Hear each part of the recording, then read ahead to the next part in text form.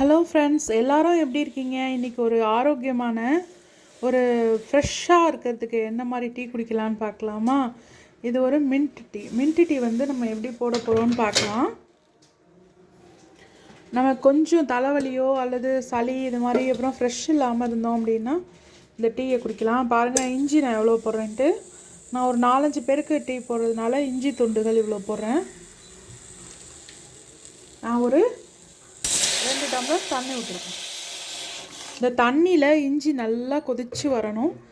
அதுக்கப்புறமா நம்ம வந்து டீ தூள் போட்டுட்டு மேலே புதினா போட்டு கொதித்தோன்னே நம்ம வந்து பால் விட்டு நம்ம ஆஃப் பண்ண போகிறோம். ஃப்ரெண்ட்ஸ், இப்போ வந்து இஞ்சி நல்லா கொதிக்குது பாருங்கள். இந்த சமயத்தில் ஒரு 4 மிளகும் ஒரே ஒரு ஸ்பூன் வந்து கொத்தமல்லியும் நம்ம போட போகிறோம். இது வந்து நல்லா ஃப்ளேவர்ஃபுல்லாக நம்ம தலைவலியெல்லாம் இருந்ததுன்னா நமக்கு சட்டுன்னு போயிடும். ரொம்ப எனர்ஜியாக இருக்கும். அதனால் நம்ம இதை சேர்க்குறோம். அப்புறம் ஏலக்காய் என்கிட்ட கிடையாது, அதனால் ஏலக்காய் பவுடர் 1 டீஸ்பூன் ஏலக்காய் பவுடர் போட்டோம். இதெல்லாம் சேர்ந்து நல்லா கொதிக்கிட்டோம்.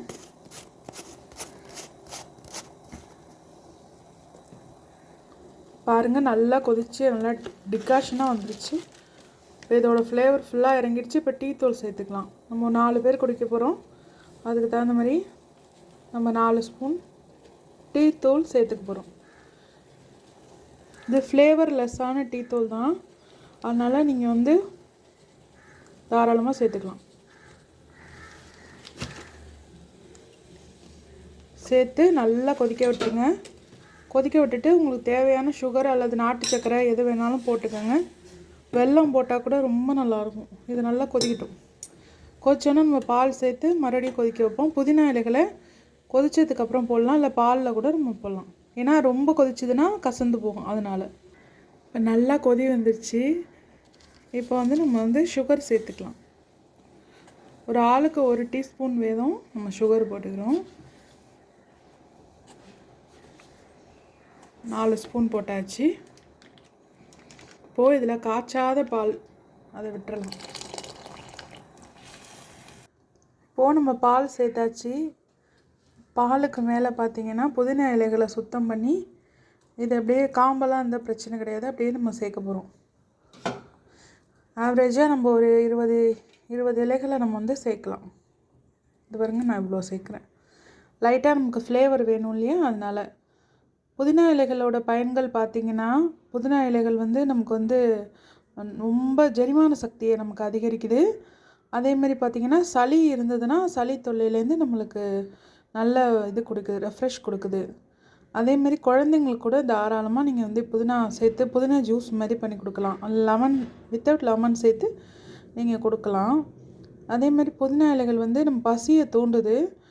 வாய் துர்நாற்றத்தை வந்து நம்ம வாய் துர்நாற்றம் இருந்ததுன்னா புதினா இலைகளை 4-5 இலைகளை வாயில் போட்டு மென்று சாப்பிட்டோம் அப்படின்னா துர்நாற்றம் நீங்கிடும்.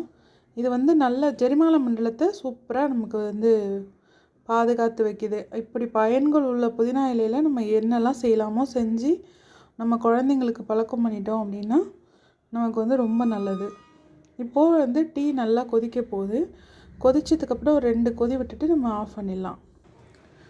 ஃப்ரெண்ட்ஸ், இப்போ நல்லா கொதிச்சிருச்சு. பாருங்கள் எவ்வளோ அழகாக ஃப்ளேவர்ஃபுல்லாக இருக்குது பாருங்கள் டீ. இப்போ நம்ம வந்து வெடிக்கட்டி எடுத்துக்கலாம். நம்ம இஞ்சியோட ஃப்ளேவர், கொத்தமல்லி இலை தலையோட அந்த தனியாவோட ஃப்ளேவர், மிளகோட அந்த காரம் எல்லாம் சேர்த்து நமக்கு நல்ல ஃப்ரெஷ்னஸான இதை கொடுக்கும். தலைவலி இருந்ததுன்னா நமக்கு சூப்பராக சரியாயிடும். குட்டி பசங்களுக்கு கூட கொடுக்கலாம்.